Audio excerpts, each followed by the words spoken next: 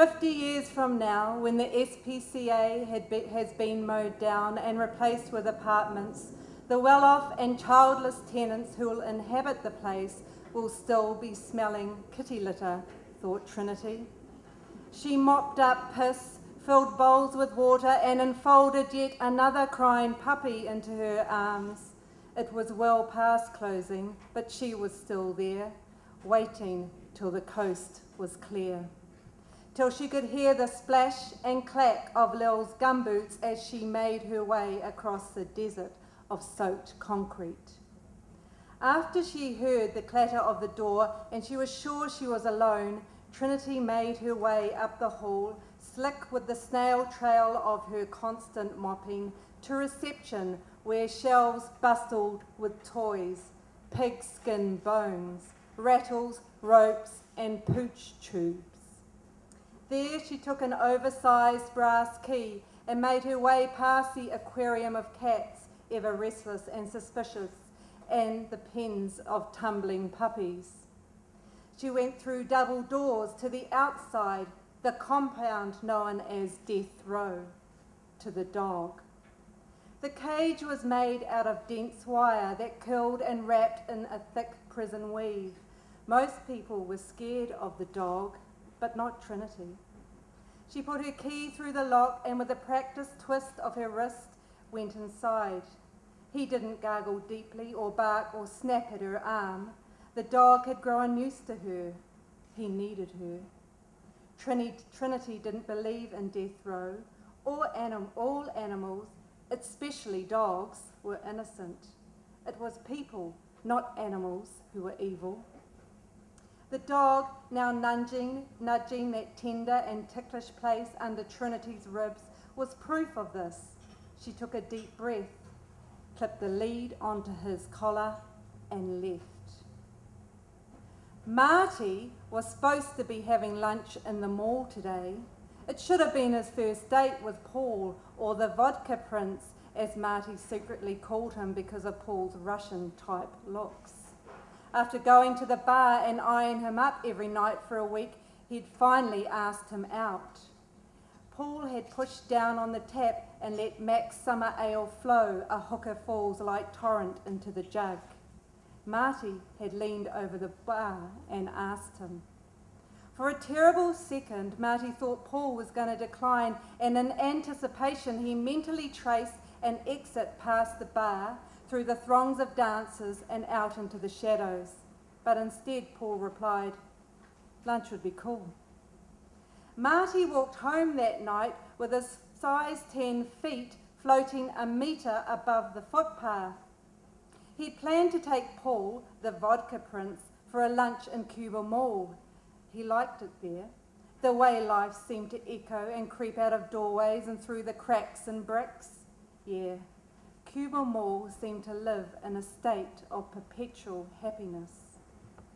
But the thing Marty liked most about the mall was the way people, especially a particular group of guys, looked you up and down when you ambled past, their abs concrete blocks under tight huffer tees. It was Marty's dream to walk past the guys with Paul on his arm.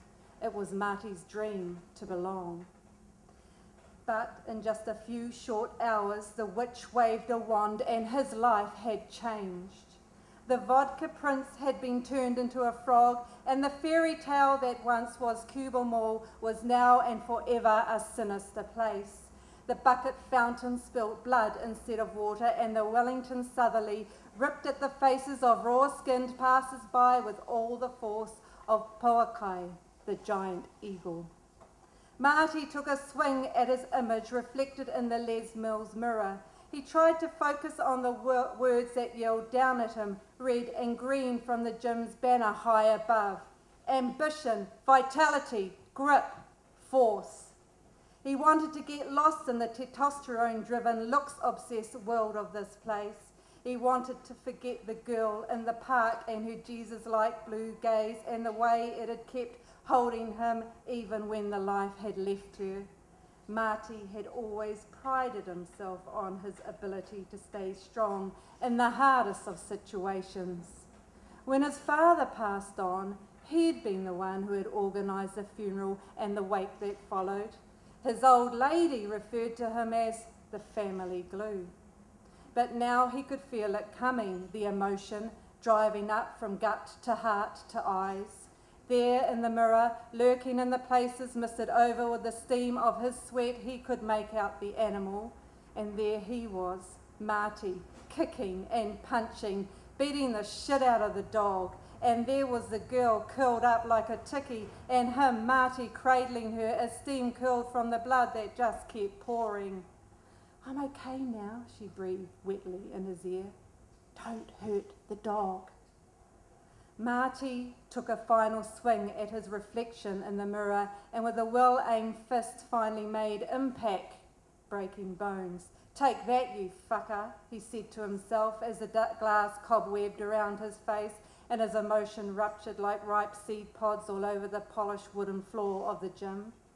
Trinity had sat on the train, sandwiched against the window by a suit-wearing Mormon, a brochure titled "The Restoration of the Gospel of Jesus Christ" clasped in her hands. For some reason, the picture on the cover of Christ on a cross made her think of her mum. She'd rung that morning, her voice high-pitched and shaky, as she begged Trinity, her only child, to come home. It's funny, Trinity thought, how she can hate me but still not be able to let me go.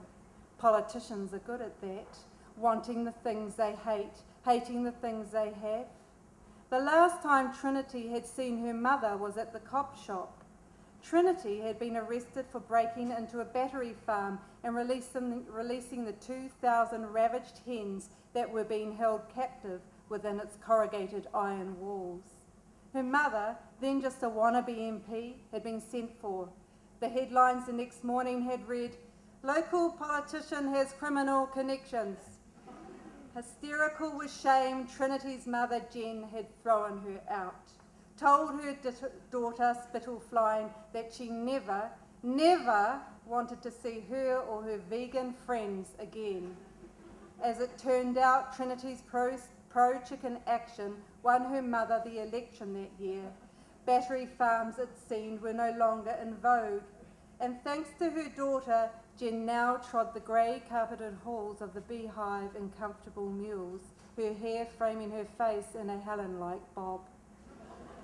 Trinity had given the stolen hens to a friend, Damien, who lived on a farm. Suddenly able to flap weak wings and run, the birds stopped laying and became murderous, chasing, pecking and ripping at each other's bald flesh with clipped beaks until Damien was forced to wring their sadistic necks. "Things that have been in tiny spaces think tiny thoughts," he told Trinity afterwards as she cried into his hand-knitted jersey. "You have to understand that the thought of infinity makes tiny brains go crazy." Thank you.